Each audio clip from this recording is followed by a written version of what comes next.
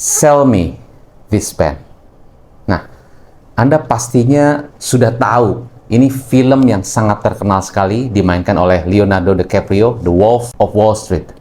Nah, di film ini ya Leonardo mendemonstrasikan bagaimana cara dia menjual stok ya. Waktu itu stoknya belum sangat stok yang tidak terkenal, bukan blue chip stock. Tapi dia bisa jual kepada customer dengan harga yang sangat tinggi dan customer tentunya happy when they buy the stock. Nah, yang penting kuncinya di sini adalah bukan hanya sell me the pen, bukan the pen esensinya. Ya, tapi bagaimana kita buat sebuah persepsi dan bagaimana kita membangun connection with the customer sehingga customer bukan hanya beli bolpen, tapi they buy their identity with this pen. Nah, dalam video ini saya akan sampaikan kepada Anda ya bagaimana supaya kita bisa mengerti how really selling, what is selling is all about. Bagaimana itu kita bisa membantu customer kita, not just selling the product, but how you actually communicate your product to the customers. Bagi Anda yang baru pertama kali nonton channel saya, jangan lupa Anda nonton dulu, lalu Anda bisa komen di bawah, dan Anda bisa subscribe, dan like, dan share ke teman-teman Anda, karena saya percaya sharing is caring. Nah, esensi dari selling the pen is not really selling the pen, kan? Ya, bolpen ini hanya sebuah bolpen. Ya, bolpen ini hanya ya ada mungkin warnanya hitam dengan metalik, ya ada desain tertentu, model tertentu, ya kan, warna tertentu. It's not about that yang customer beli. Anda tahu nggak? Coba Anda tuliskan di komen. Apa yang customer really buy from the pen? When they buy the pen, ya, it's not just about the pen. When they buy the pen, mereka beli bagaimana bolpen ini bisa membuat saya lebih keren lagi. Bagaimana bolpen ini bisa membuat saya lebih identik dengan identitas saya. Itu lebih penting. Ya. Jadi kalau Anda seorang pengusaha dan Anda akan gunakan pen itu untuk tulis kontrak atau Anda akan buat sebuah agreement, Anda akan tanda tangan di sebuah cek gitu kan atau giro, itu kan waktu tanda tangan itu kan representing you. Coba imagine ya, when you are a business owner, ya, Anda business owner, ya, kantor Anda di mungkin office towernya di Jakarta atau di kota besar, terus Anda ketemu sama klien pakai bolpen ini, ya, how the customer will see you, ya, unless you are mungkin punya bisnis di toko grosir atau beda lagi ya. Setiap business owner macam-macam, ya. Saya tidak melihat setiap business owner harus pakai bolpen yang mahal, enggak. Cuma saya melihat begini, ya. Kalau Anda ketemu klien, ya, how the client actually perceive you, itu is about the pen, ya. Bagaimana klien Anda melihat Anda, itu yang Anda beli dari produk itu. Anda beli apapun itu, beli handphone, beli buku, beli apapun itu, furniture, meja, kursi, atau apapun, ya. Yang Anda pengen beli adalah gini, orang-orang lihat saya gimana ya kalau saya punya handphone ini? Orang-orang lihat saya gimana ya kalau saya punya meja seperti ini? Orang-orang lihat saya gimana kalau saya punya mobil ini? Yang Anda lihat adalah bagaimana other people seeing you. It's not that I want to buy this. I want to buy this, yes. Tapi nanti orang akan pandang saya gimana ya? Orang akan lihat saya bagaimana ya? Jadi Anda akan lebih mementingkan seberapa orang melihat saya. Ya, ada yang begitu. Nggak semua sih. Ada orang bilang, cuek aja mau orang bilang saya begini, nggak apa-apa. Itu adalah saya. It's okay. Makanya balik lagi. Ya, sales yang ngerti, dia tidak akan fokus kepada produknya. Yang dia akan fokus begini, ini customer-nya tipe yang bagaimana? Apakah dia tipe yang lebih fokus kepada bagaimana orang memandang dia, atau ini customer yang lebih cuek? Nah, kalau customer yang lebih cuek, dia mau beli apapun, mau murah, mau mahal, ya itulah saya. Tapi balik lagi, waktu dia beli tidak memandang orang lain, bisa jadi mungkin dia merasa, ya saya memang milih ini karena memang saya suka gitu kan. Nah, sales yang pinter, ya dia melihat, oh ini customer-nya tipe yang dia nggak terlalu peduli orang lain ngomong apa tentang dia.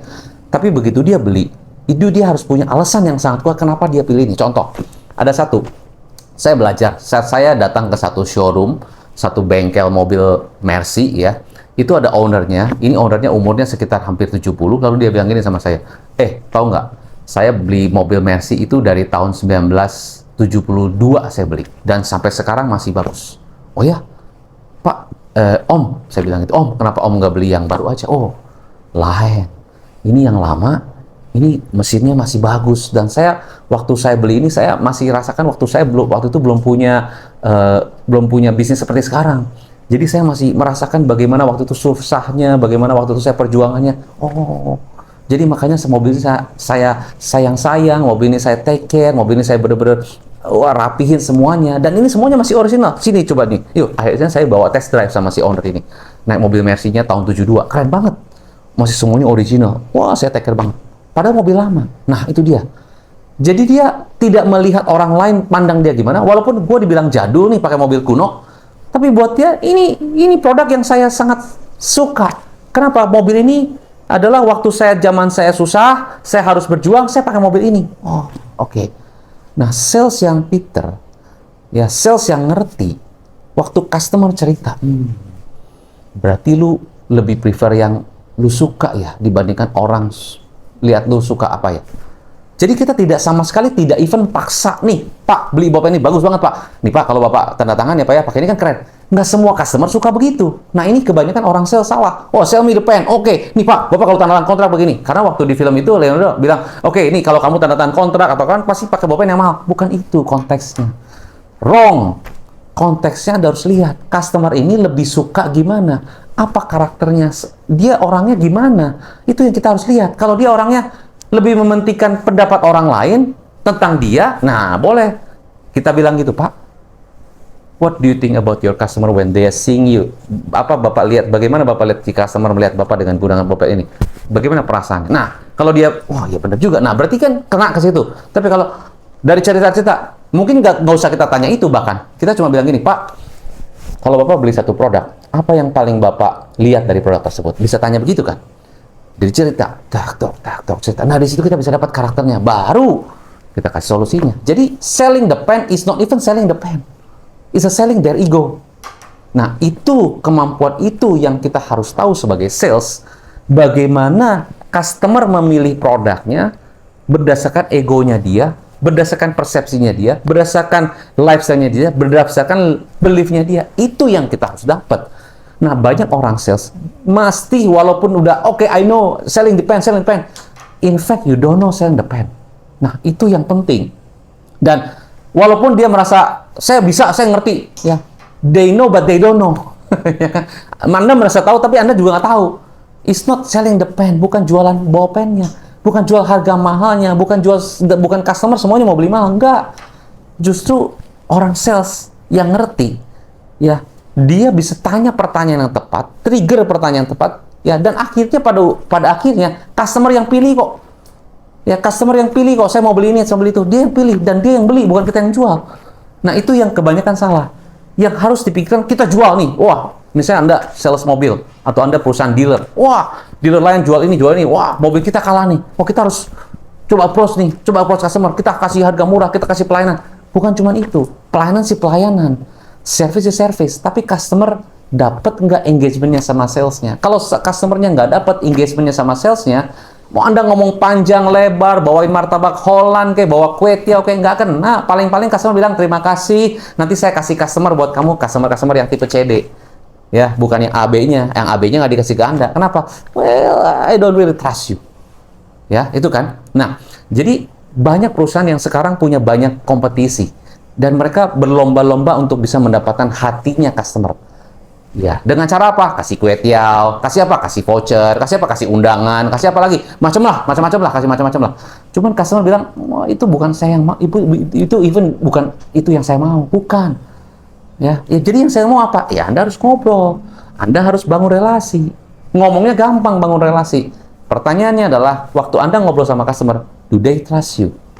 Do they even want to explore the conversation with you? Atau mereka pasang ini nih, pasang guard, ya, pasang shield gitu, pasang kayak tembok gitu, nggak ngomong sama Anda, ya, cuma ngomong yang ya mungkin seputar yang di atas permukaan gitu, ya, basa-basi doang lah, ya, mungkin ngomong sedikit tentang politik, ngomong sedikit tentang ekonomi, tapi dalamnya nggak cerita. Nah, percuma.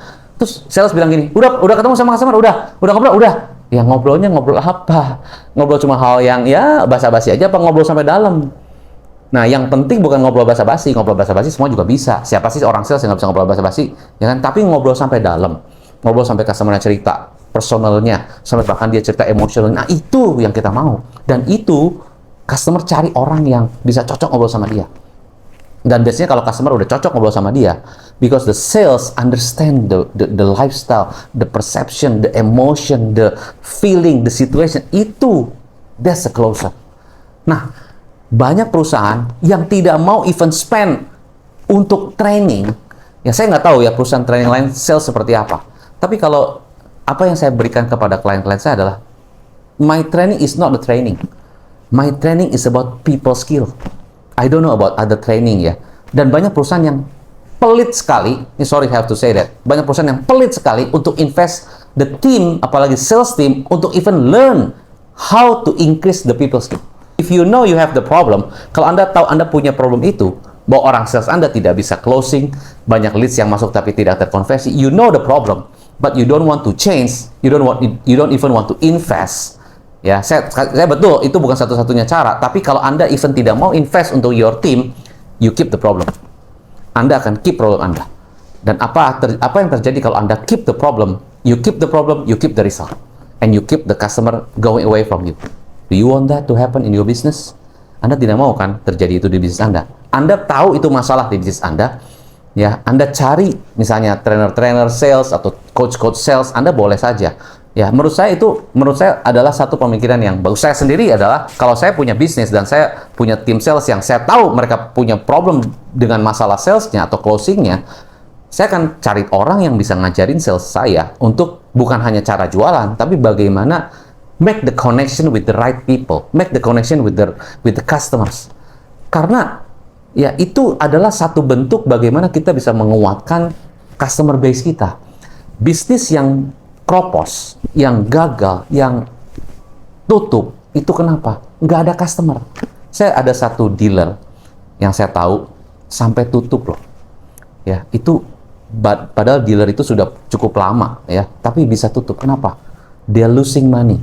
The customers are, nggak ada, bahkan losing the customers. Itu yang terjadi. Nah, kenapa bisa losing the customers? Bukan customernya tiba-tiba hilang gitu kan. Bukan tiba-tiba customer tuh pindah kemana-mana. Bukan. Karena Anda tidak punya sistem untuk bisa maintain the customer yang ada. Bisa di-maintain, tapi tadi cuma di permukaan. Ya, not the connection. The connection bukan hanya di permukaan, tapi bagaimana build the relationship, build the connection, build the engagement, build kedekatan. Itu yang penting. Jadi selling saya rasa untuk bagaimana handling objection, bagaimana meyakinkan, bagaimana question, mungkin beberapa sales trainer mengajarkan itu. Tapi buat saya, it's not about that. Ya, buat saya, success sales itu tentang how you understand the people.